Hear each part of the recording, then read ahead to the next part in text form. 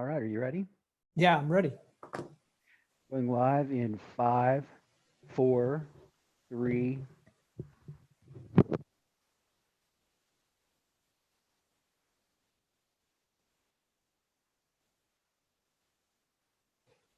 Okay, hey, this is John Kuhn. I teach at the Army Command and General Staff College, and today we're going to talk about the campaign for Guadalcanal, the turning point of the Pacific War.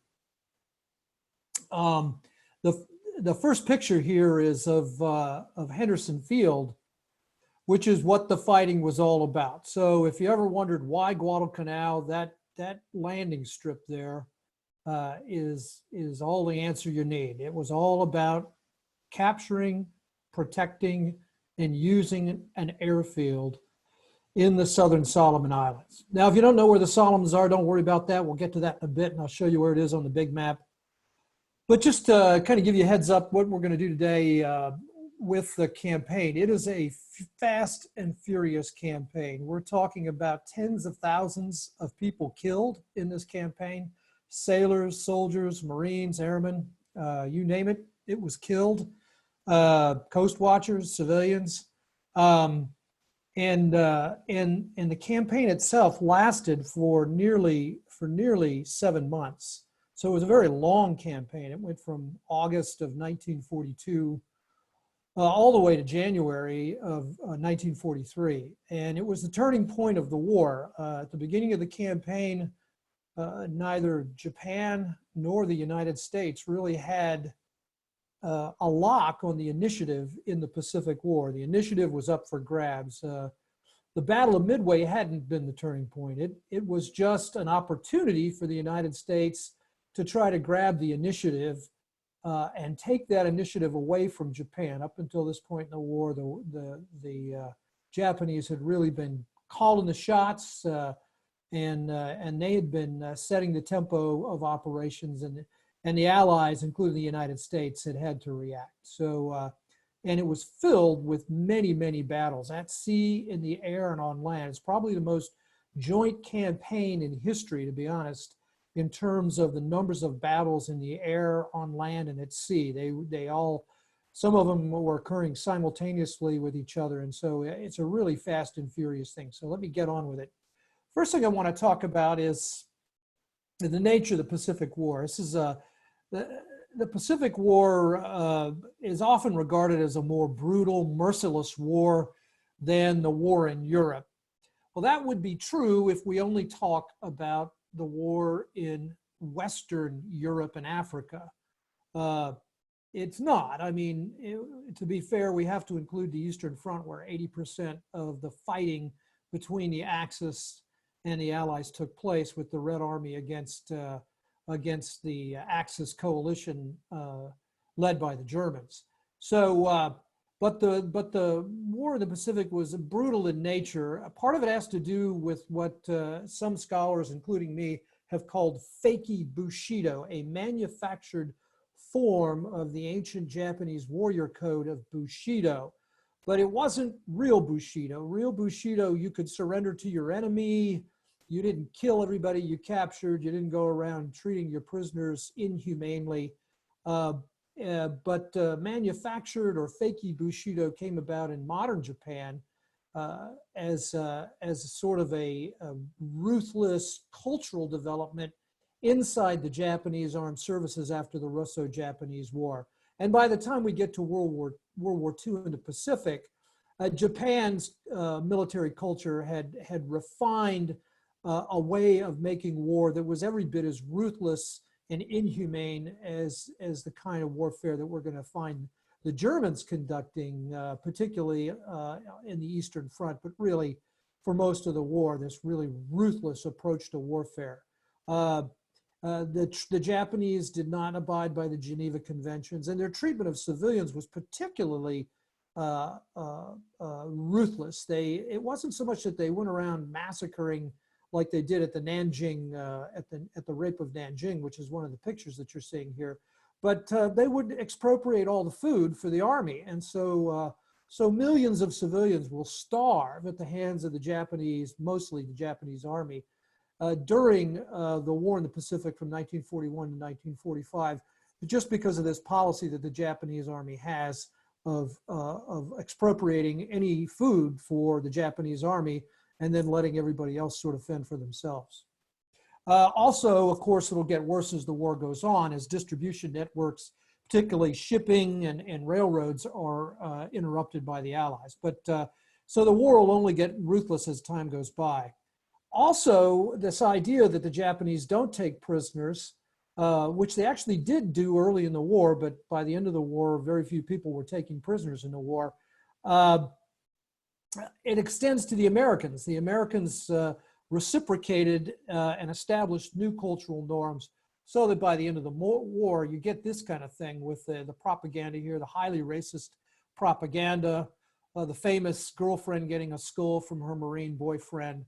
And then, of course, it doesn't go away. The quotation there from a Marine drill instructor saying, hey, you know, a 19-year-old American boy is probably one of the most brutal things you'll ever run into.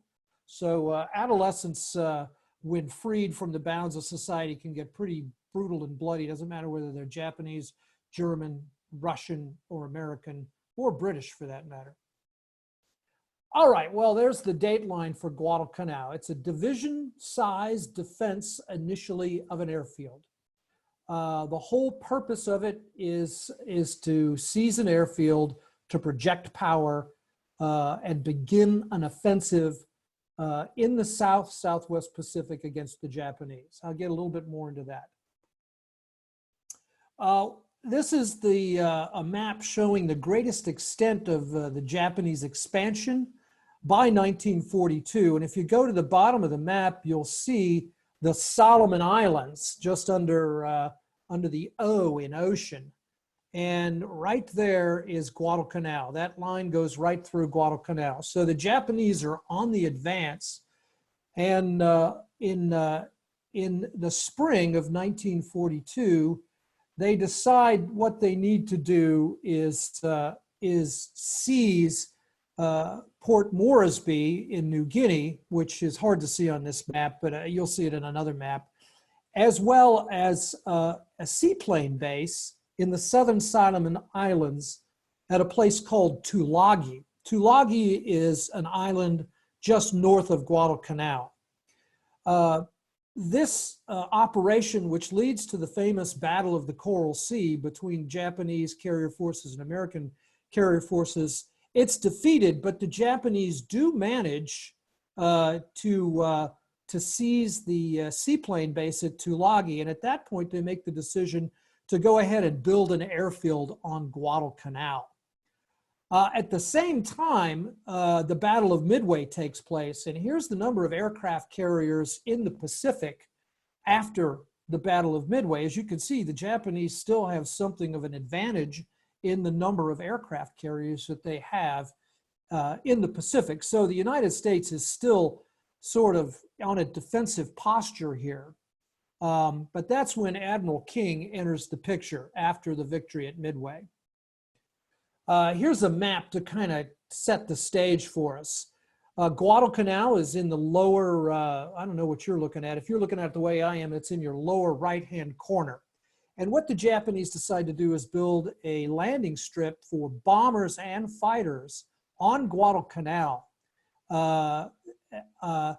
across from their seaplane base in Tulagi, which is on Florida Island, which is that island that's just north of Guadalcanal. And then there's Savo Island in the middle. We'll talk about Savo Island. So the Japanese have two drives going down this map. The purpose of these drives is to cut the Allied sea lines of communication with Australia. If we go back to the big map, we can see there's Australia, and what the Japanese want to do is they want to drive through New Guinea and the Solomon Islands, which is the island chain over on the right there, and project power down into the French Polynesian islands and cut the sea air bridge going through those islands to Australia. And so that's their plan. The defeat at Midway does not interrupt that strategy. And it's a good strategy if they can cut the sea lines of communication to Australia, MacArthur, who wants to begin an operation in New Guinea to drive up New Guinea, and Nimitz, who also wants to begin an operation in the Central Pacific, not in the Southwest Pacific, can't do that if the Japanese continue to drive. The key to the whole area is Rabaul. That's in the center of the map. Major Japanese base, a number of airfields, and an anchorage that can hold just about the entire Japanese fleet. Far to the north of Rabaul is Japan's other huge naval base in the Pacific, in the Caroline Islands at Truk. So these are the two pillars of the Japanese defense of their ill-gotten maritime empire in the Pacific. If these bases are not neutralized, the Americans can't drive to the west and attack Japan directly from islands further west, and neither can they capture the Philippines. So this is the key area of the war in 1942 after the Battle of Midway. What happens is that an Army bomber takes pictures of Guadalcanal, and that first picture you saw gives you an idea of the Japanese building the air base in Guadalcanal. Now, the Japanese take a risk to build that air base in Guadalcanal because it's barely under the umbrella of Japanese air power that they have in Rabaul here, and also in Bougainville. In fact, they don't even have these airfields. So the Japanese, if they're going to cover their operations in Guadalcanal and Tulagi, they've got to launch land-based aircraft or carrier-based aircraft to cover those operations. So this is a case of that one island too far. You know, the old movie, A Bridge Too Far. It turns out Guadalcanal is an island too far. The Japanese have overreached themselves. They probably should have waited until they had the interim air bases built at Munda and Bougainville before they built the base at Guadalcanal. Well, Admiral King back in Washington sees this, and he makes the decision to do an operation called Watchtower. Now, Watchtower is supposed to be an operation to capture Rabaul.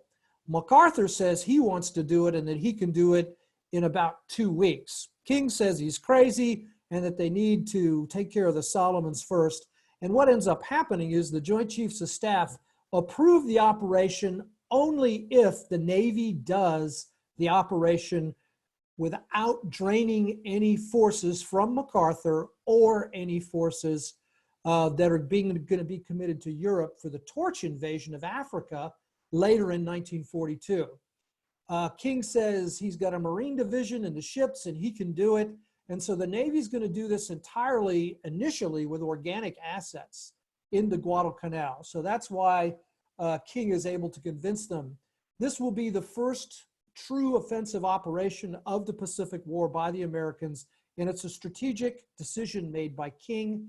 It's very, very risky. It's not a gamble because you can recover from a risky operation.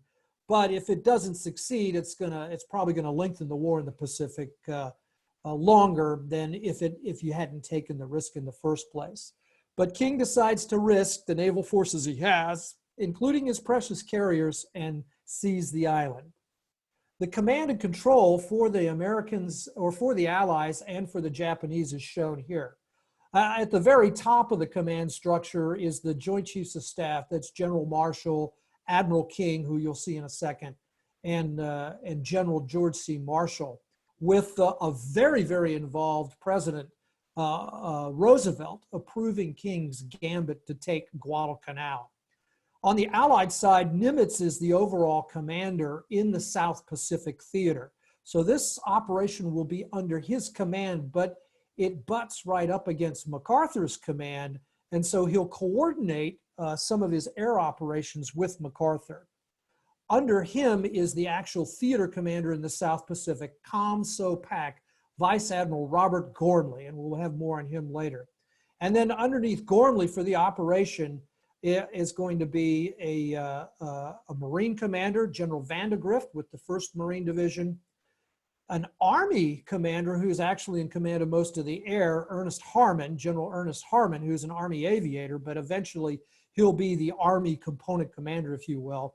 And then the Navy commander for this, the overall Navy commander of the ships at sea underneath Gormley, will be the hero of Coral Sea and Midway, Frank Jack Fletcher, newly promoted to Vice Admiral, and showing him there with his new stripe after Midway and his pipe.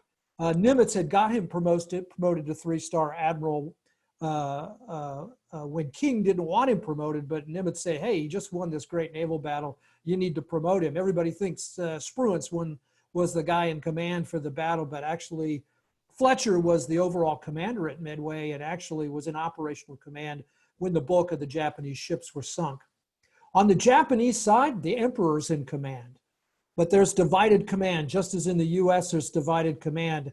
And the admiral commanding the combined fleet at Truk is Admiral Yamamoto, and then the Army Force commander, General Hayukutaka, is at Rabaul with the 17th Army. The Army agrees to the Guadalcanal operation as long as it can be done on a shoestring. So that's a major theme here, is this operation is done by a shoestring, both by the Allies under Nimitz and by the Japanese. So both of them are looking for a cheap, easy victory at Guadalcanal. Well, here is Guadalcanal. The Japanese have no idea that the American are going to come in and seize their airfield. In fact, they're so unprepared, they don't even have a defensive force in Guadalcanal to protect their civilians and engineers who are building the airfield. They do have a defensive force up here at the Tulagi anchorage for the seaplane base, which is also an objective that Fletcher's forces are going to try to seize. And the approach takes place in early August 1942, and this shows you the approach of the forces. Essentially, Fletcher's forces include surface ships, carriers, and an invasion fleet under Admiral Richmond Kelly Turner. We're not going to go into all the administrivia. Let's say that this operation was conducted in great haste to try to get on the island before the Japanese knew what was up. And so there wasn't a lot of time to practice or rehearse or plan. And so that'll show up as the operation goes on. Basically, we're going to run in there, we're going to drop these Marines off, and then we're going to skedaddle out of there before the Japanese land-based bombers from Rabaul and the Japanese Navy can come down and attack us in the dangerous waters close to shore here. Carriers need sea space to operate their aircraft. So the longer you stay in close to shore, the more at risk you are from being located by both land-based strike aircraft as well as submarines. And we're going to see that's exactly what's going to happen anytime the carriers get near to land in this operation. So Fletcher tells them, you can have my carriers for 2 days, then I'm going to have to run to the south to refuel them in the open sea to the south. Well, the operation actually, they have no idea that they've achieved operational and strategic surprise. So when the Americans land, they take the Japanese completely by surprise. And nobody knows what they don't know. Fletcher has no idea where the Japanese Navy is. He's got no good intelligence. Neither does Nimitz, neither does Gormley, who's commanding on a ship that's based several hundred miles to the south in New Caledonia, a French possession. And so the Americans actually successfully land the 1st Marine Division, but the Japanese engineers and civilians run into the jungle, abandoning their bulldozers, and the American Marines and their helpers kind of take a lackadaisical attitude until most of the first day, unloading the ships and actually starting to finish the airfield using the Japanese bulldozers. But then the Japanese strike. Almost immediately, the Japanese launch naval strike aircraft from Rabaul, and they start to attack the invasion fleet. Fletcher's carriers begin to conduct fighter operations and start to lose fighters shooting down the escorted Japanese raids. And so the first battle for Guadalcanal was really a battle in the air, as well as for the seaplane base. A Marine Raider Battalion under Colonel Red Mike Edson seizes the seaplane base, which is defended by a Japanese Special Naval Forces Detachment, and it's a pretty bloody engagement. So that's the only real hard fighting is at Tulagi and in the air.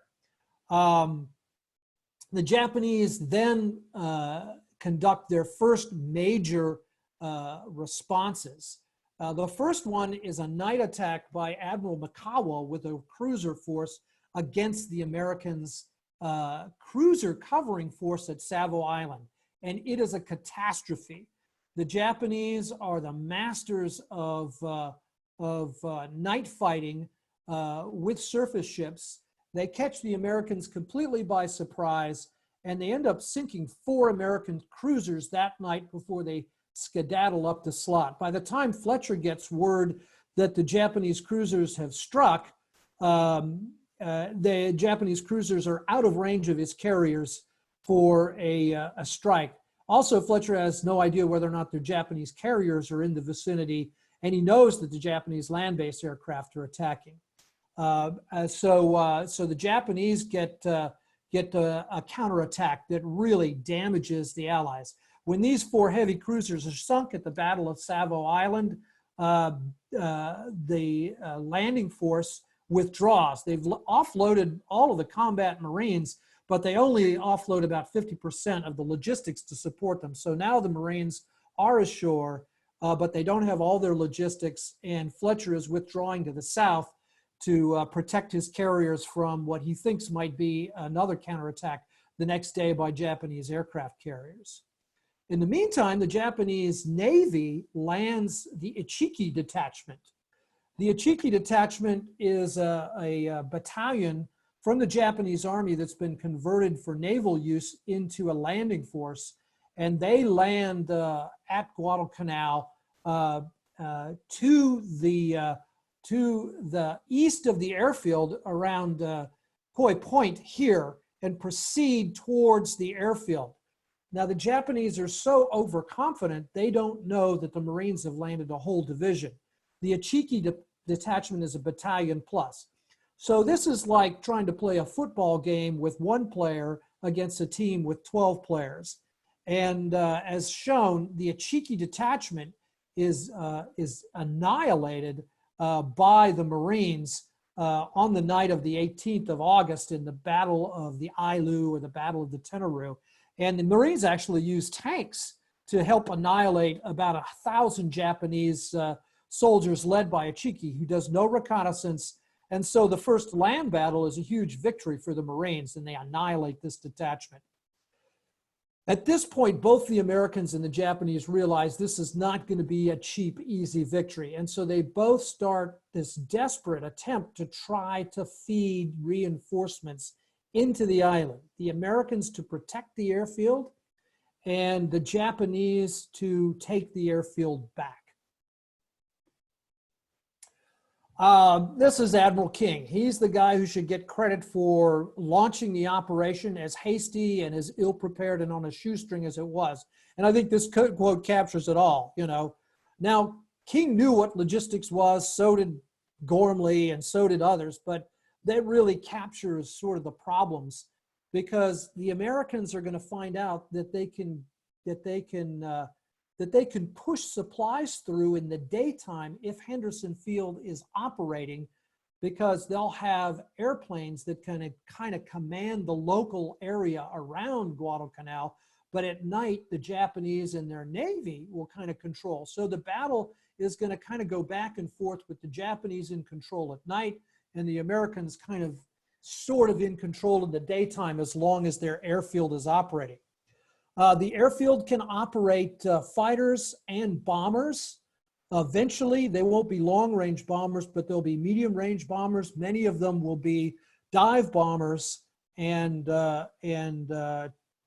torpedo bombers outfitted as medium-range bombers that will come off the aircraft carriers and land. So Guadalcanal will quickly become the first joint air base in history under the Marines, under the Marine aviator Roy Geiger, who will become essentially the first Joint Force Air Component Commander. And he'll eventually have Navy, Marine, and Army aircraft under his command. And they will make the waters in the daytime around Guadalcanal deadly. Now, you might not understand that, but back in those days, airplanes didn't fly and attack things at night. The technology just wasn't developed. So daytime, the Marines, Navy, and Army aircraft kind of have their way. And then at night, the Japanese will come down and try to shut down the airfield, landing troops, and even bombarding the airfield with cruisers and battleships. All right. So U.S. is on defense. Japan is on offense. So the U.S. has seized this base and goes on the defensive. They're not going to seize any more bases. Both sides need logistic. Neither entirely controls the air or the sea, as I've discussed. And the struggle ashore reflects the struggle in the other two domains. By domain, I mean in the air domain and in the sea domain. All right, well, the next battle up is going to be the Battle of the Eastern Solomons, again with Fletcher in command. He gets a couple new aircraft carriers, and for the first time in the war, the Americans will have a slight edge on the Japanese in aircraft carriers with the addition of the Hornet and the Wasp. That one little aircraft carrier over to the side, that's an escort carrier, and it's in the Eastern Pacific, so it's actually not committed to the fight.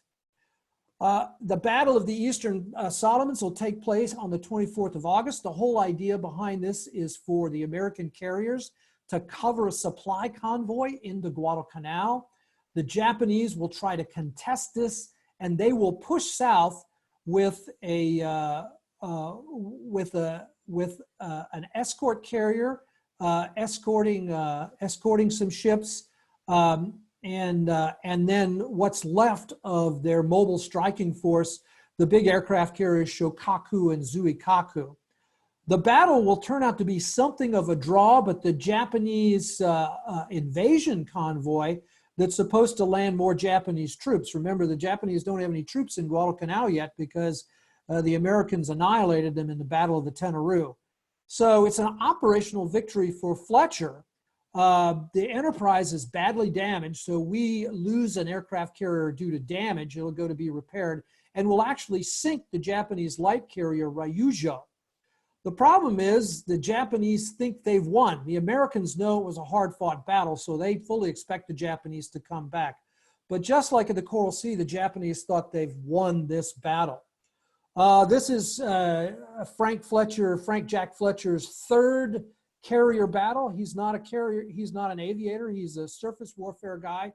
So the first three big aircraft carrier battles in the Pacific War, all commanded by Frank Fletcher, and he's actually the winner in all three, but he's going to leave here in just a second. And if you want to see more on Frank Fletcher, you can visit some previous Dole discussions and lectures that I did to kind of see my defense of Frank Fletcher and his handling of operations in Guadalcanal, for which he's criticized unfairly, I think.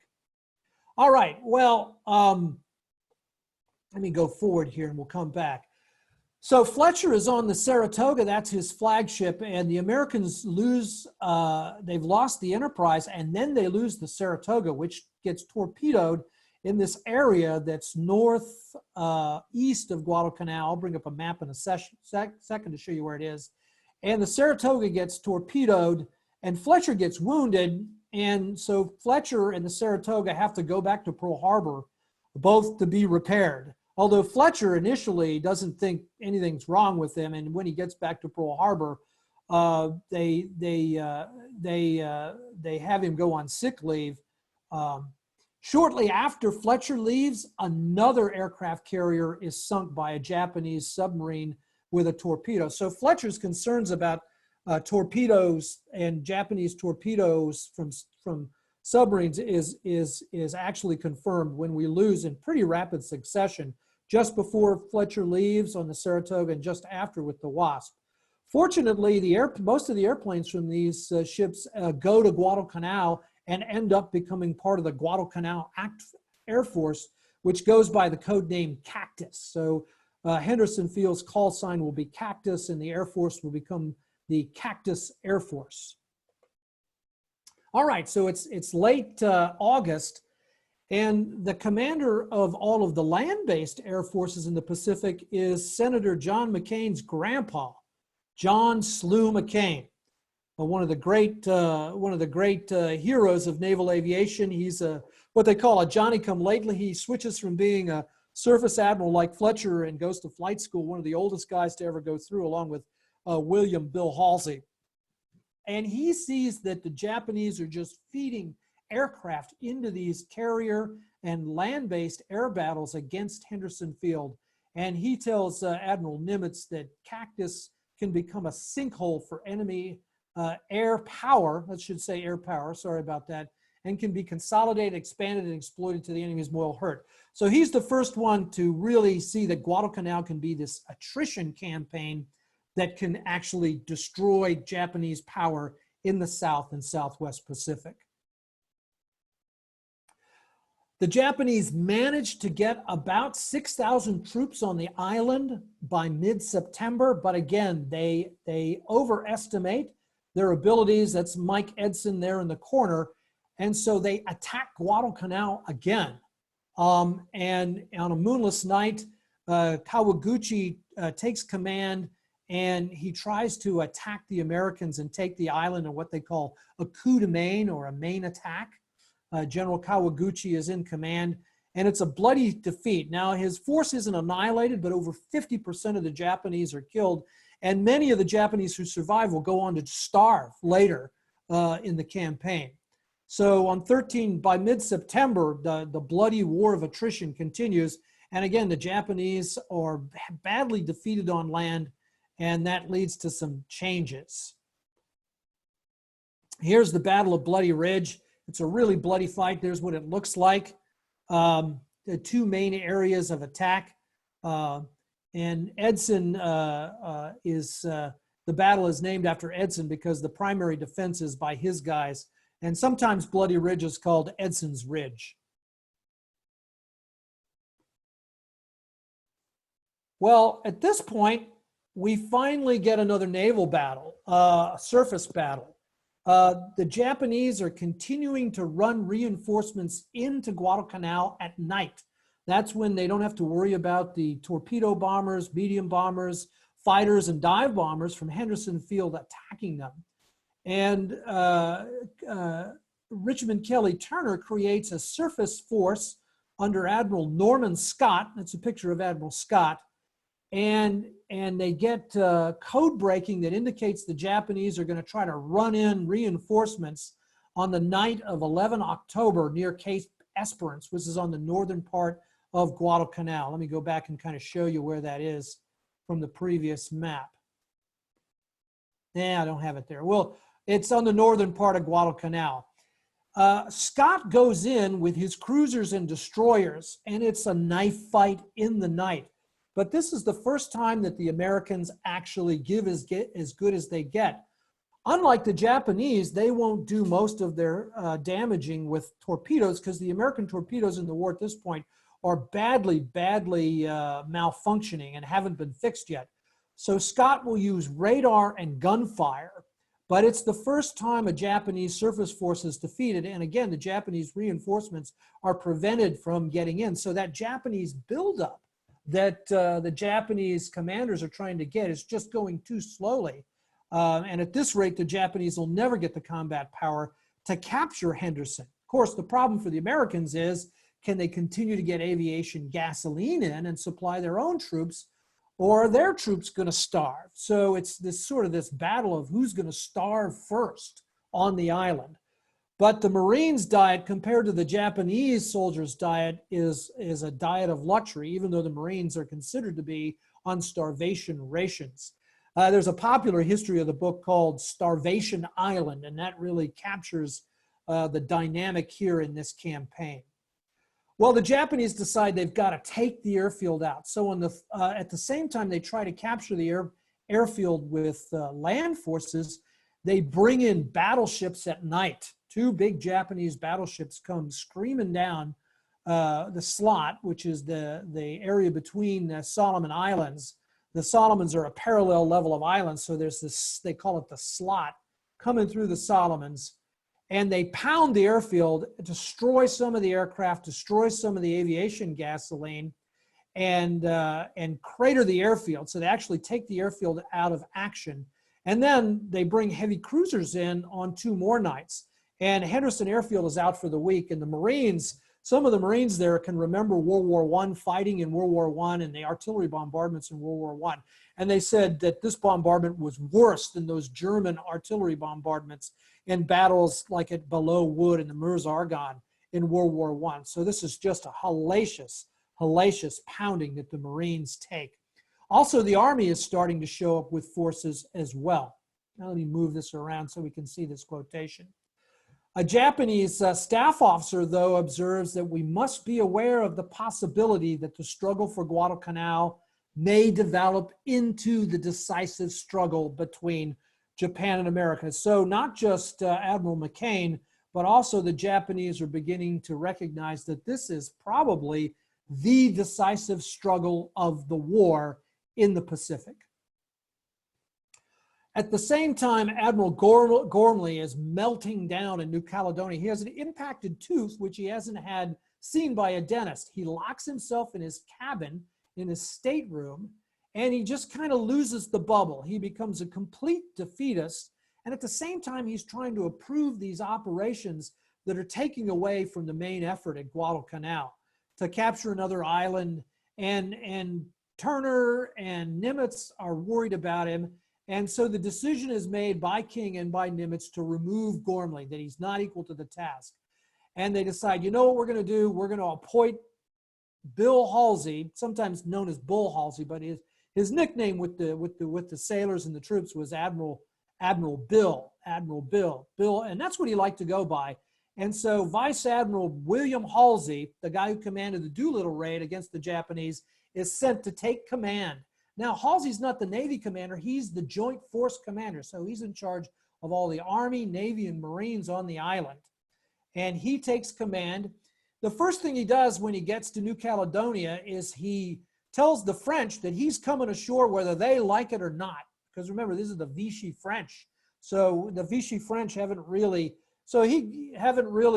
agreed to work with the Americans yet at this point. Remember, Torch is taking place at the same time where the Americans are actually attacking the French in North Africa on the other side of the world in November, which is only 2 weeks away.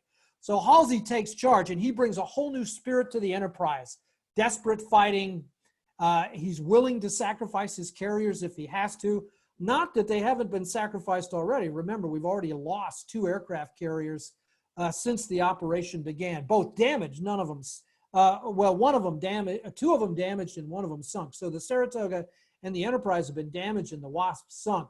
The Enterprise is back in operation, which actually used to be Halsey's old flagship, but he actually stays down in New Caledonia, leaving his new carrier commander, who's replaced Fletcher. Thomas Kincaid is his new carrier. And you can see from this little sign here that they put up at the PT base, kill Japs, kill Japs, kill more Japs, that Halsey takes a completely different attitude about this fight than the defeatist Robert Gormley. Gormley was a talented guy. In the pre-war period, he was ranked as one of the best Navy admirals. But he, as we find out so often in warfare exposes those admirals who aren't up to the challenge. And Gormley's just not up to it. Besides being a very, very sick man, he's got an infected and an impacted tooth. So he actually goes into surgery as soon as he gets back to Pearl Harbor. All right. The Japanese plan is the same as it ever was, right? Capture Henderson Field with a coup de main. They decide to fly in Japanese aircraft from the carriers and establish a day-night naval dominance. So they're going to try to do what the Americans have already done. Capture the base, and at the same time, they'll fly in aircraft as soon as they capture the base and establish air-ground dominance. So this is their plan. Seize the base with the Army, fly in airplanes with the carriers. On the land, the commander of the Japanese Army that is based in Rabaul, Hayakutaka, decides to take command personally and attack with 2 divisions in late October, 23-25 October. The land attack occurs on 23-25 October. It takes them that long to build up the combat power they think they need. Well, the problem is now they're actually taking on about 2 divisions of Americans, not just the Marines, which now have plussed their division up to almost a division and a half, but also the first part of an American Army division, the Americal Division, which is just shorthand for the American forces in New Caledonia. So they call it the Americal Division. They don't even give it a number. So he underestimates American strength, and the attack is uncoordinated. It's completely unsynchronized. And this attack on the night of 23, 24, and then 24, 25 October, and during the day as well, is a bloody repulse with 3,500 Japanese attacked. It's a desperate fight. The Marines and the Army do take significant casualties, but the Japanese do not capture the airfield. Meanwhile, at sea, they come south from Rabaul and try to attack any American covering forces that are trying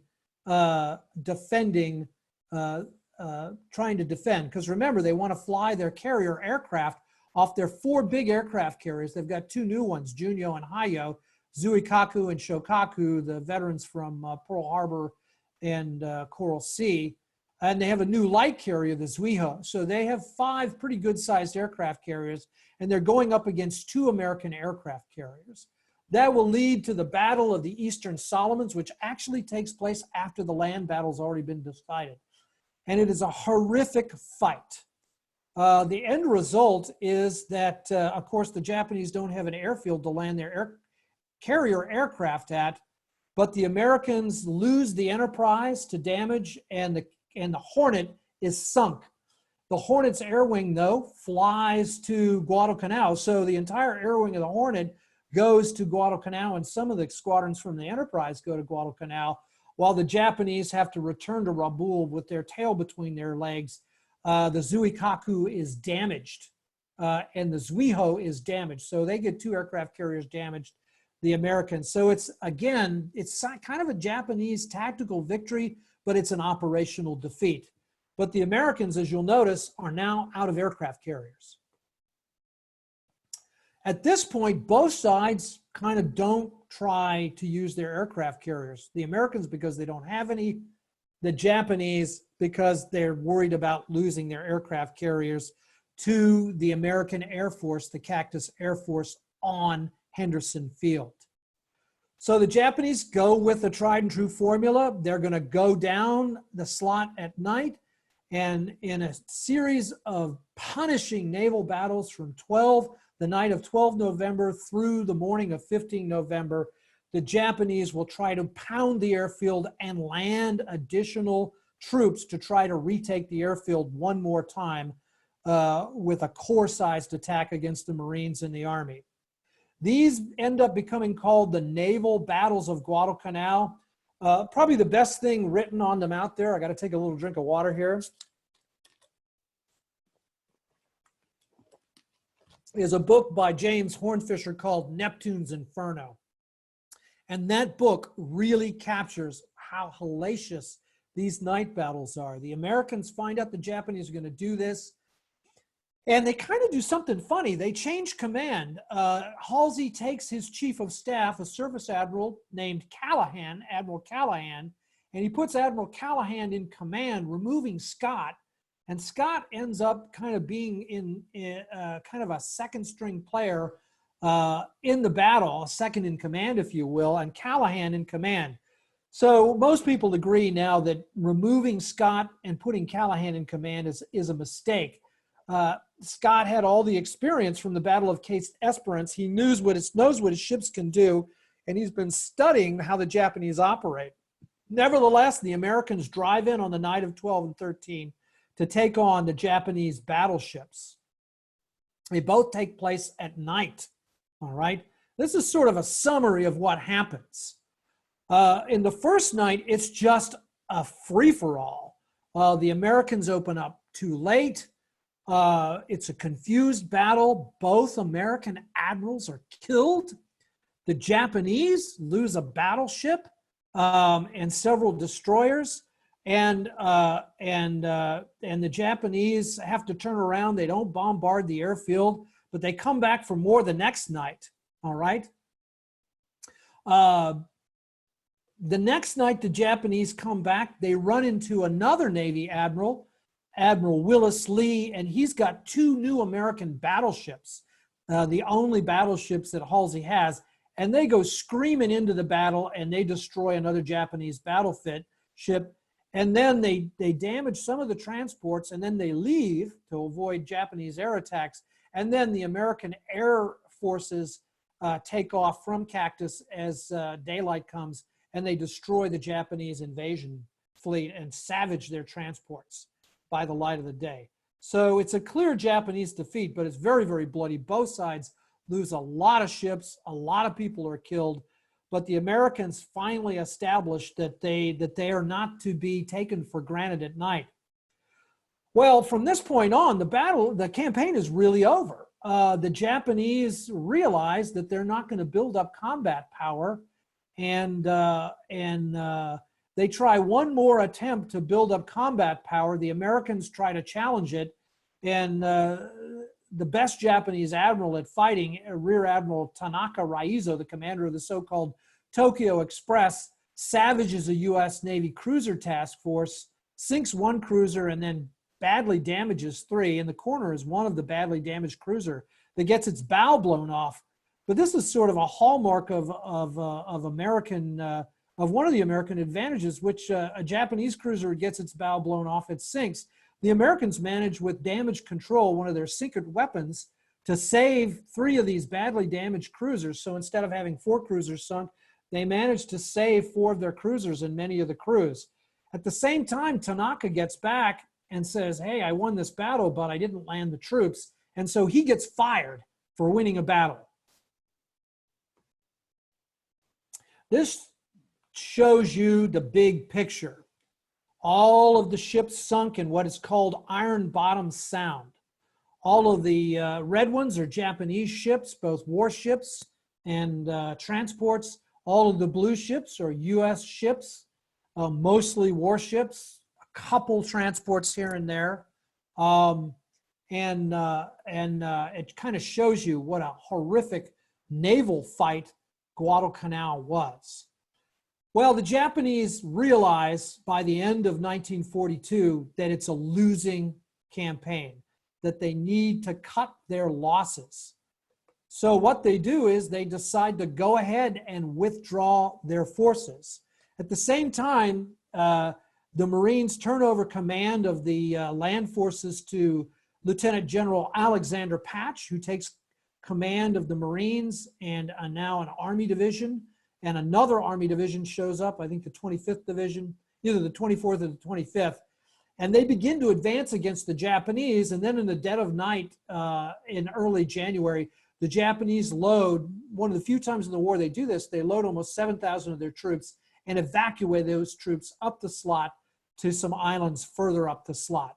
And so the Japanese kind of pull off a mini Dunkirk and evacuate their troops.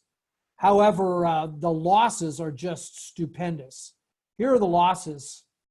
The Navy, the U.S. Navy, ends up losing almost 5,000 sailors in these battles.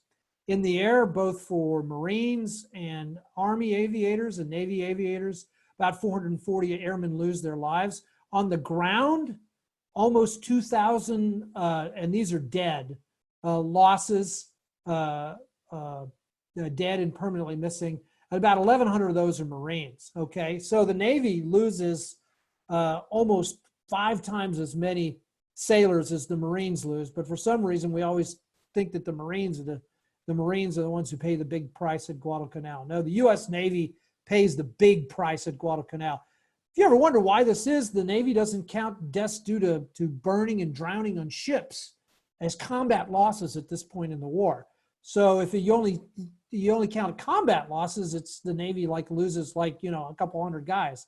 But if you count all the people that are drowned and burned to death on these ships, then it's a completely different story. Wounded, again, the wounded numbers inflate these. The Japanese total killed and missing in this operation, not wounded, but total killed and wounded, over 20,000. So the Japanese lose the equivalent of an Army Corps on the island trying to take Henderson Field back. Comparison to the aircraft carriers, this is going to show you what Guadalcanal gains the U.S. It gains the U.S. command of the air in the Southern Solomons. The Japanese naval air forces are mortally wounded. The Japanese Army air forces are wounded badly as well. In fact, the Japanese Army at first doesn't understand what's going on until the Navy starts asking the Army to provide some fighters and bombers to help bomb Guadalcanal, and the Army realizes that the Japanese Navy has stirred up a hornet's nest. So let's take a look at losses of carriers during the campaign.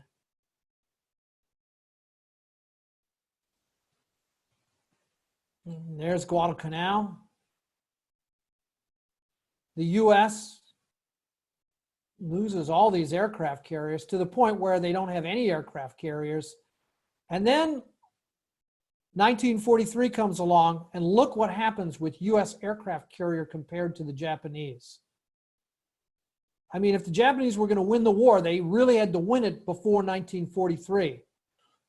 The Americans not only replace their losses, they double the forces that they have in the Pacific in terms of fleet or big aircraft carriers, bringing on the new Essex-class carriers, the Lexington, the Yorktown.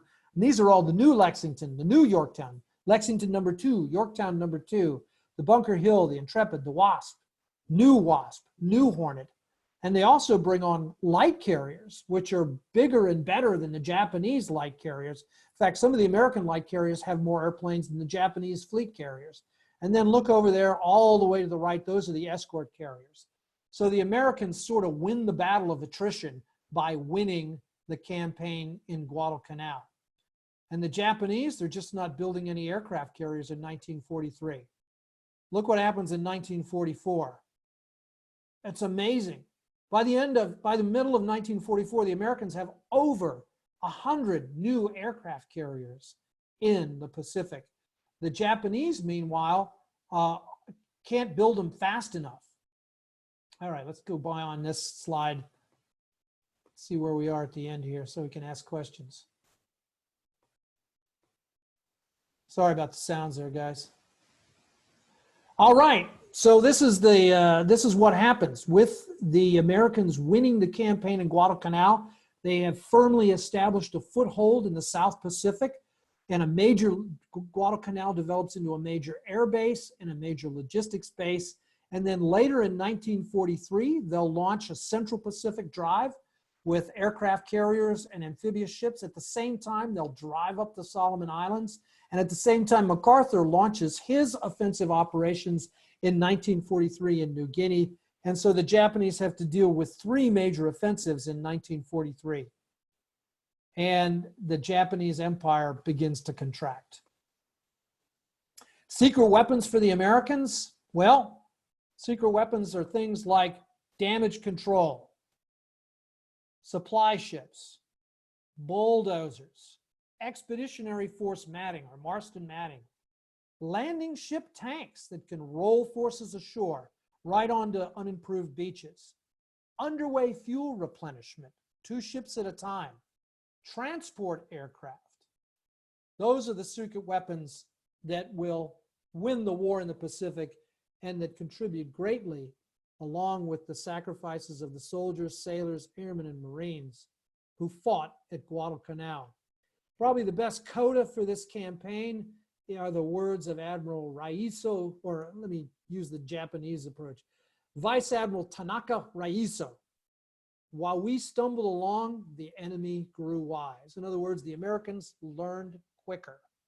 And again, once they got the material advantage, their learning and their material advantages made them nearly unbeatable. Questions?